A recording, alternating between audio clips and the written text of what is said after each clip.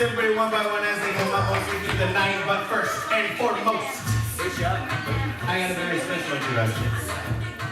And I would like y'all to welcome. I think he made his stand-up debut here in one of the first few picnics.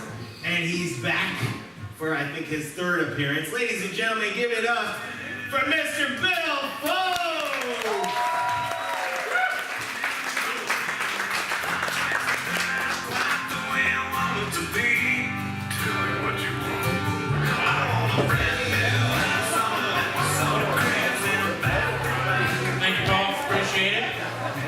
This is the third time I've been here. I must be nuts or you must be crazy. How do you bring me back that many times? I have no idea. Welcome everybody. I hope everybody's going to have some fun tonight.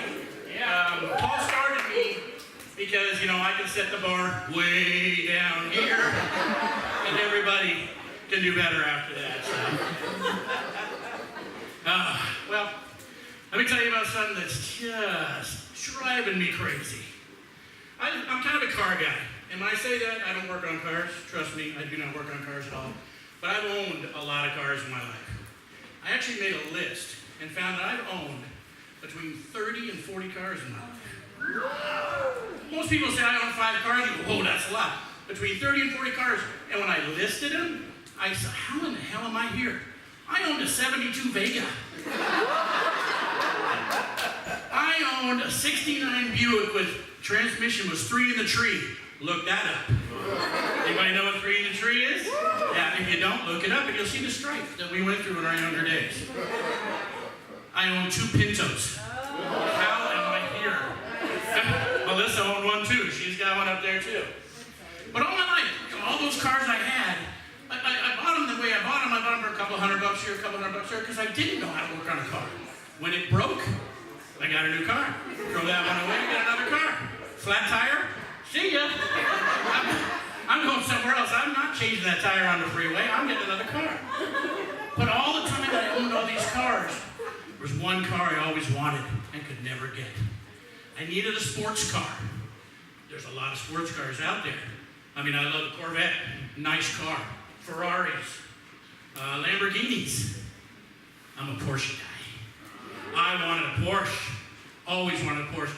Drive down the road, driving down Newport Beach, and you see the red Porsche Carrera, and you see the guy driving it. He's got his top down, and he's got his hat on. He's got his glasses on. He's got the pipe hanging out.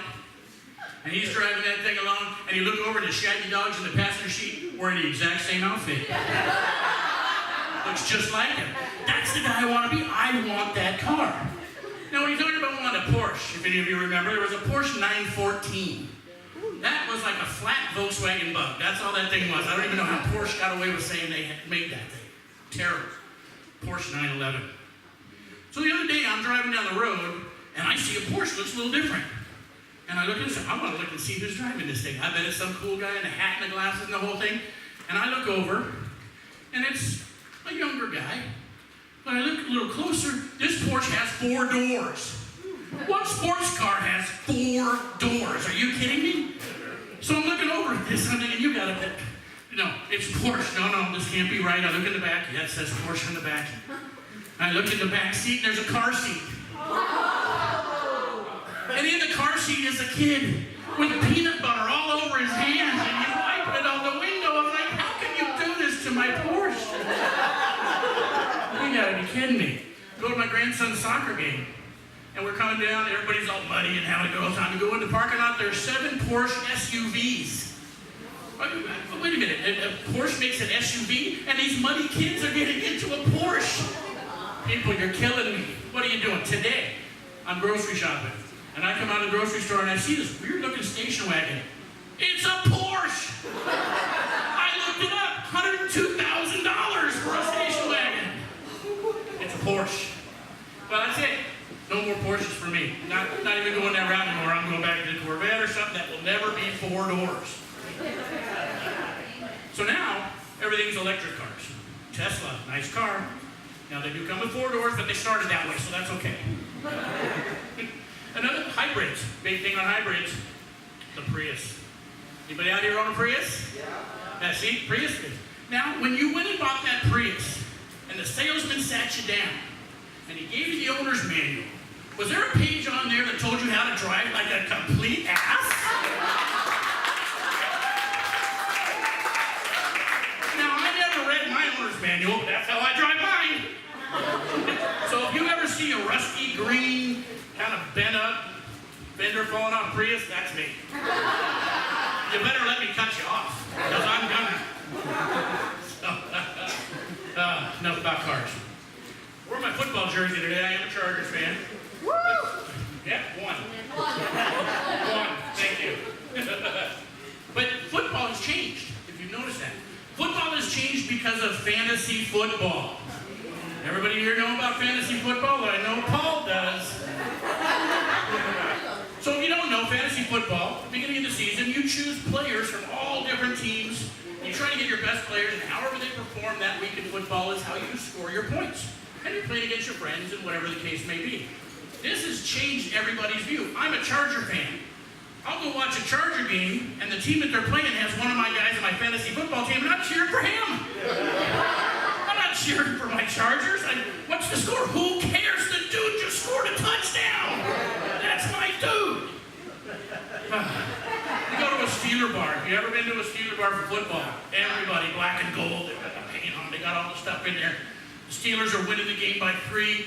1 minute left. The Ravens. The guy gets the ball, runs 97 yards for a touchdown, and the whole bar goes quiet, except for one guy in the back who goes, "That's my dude!" He just scored and won his fantasy football game.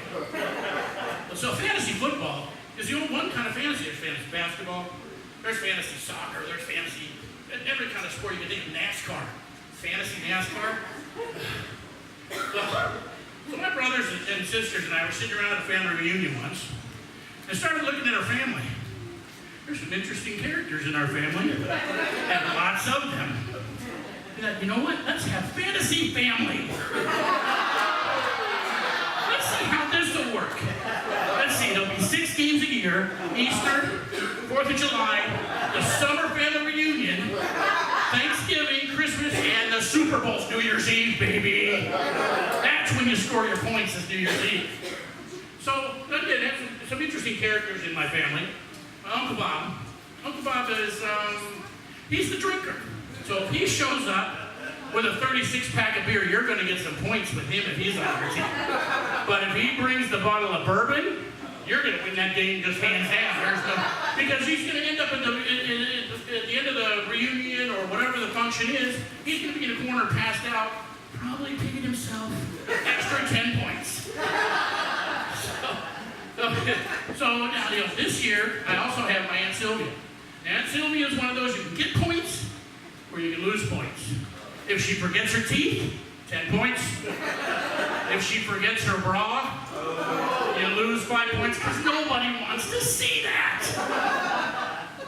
And we got some cousins. Again, I've got hundreds. I mean, my stepfather had 9 sisters, and they all had 10 kids.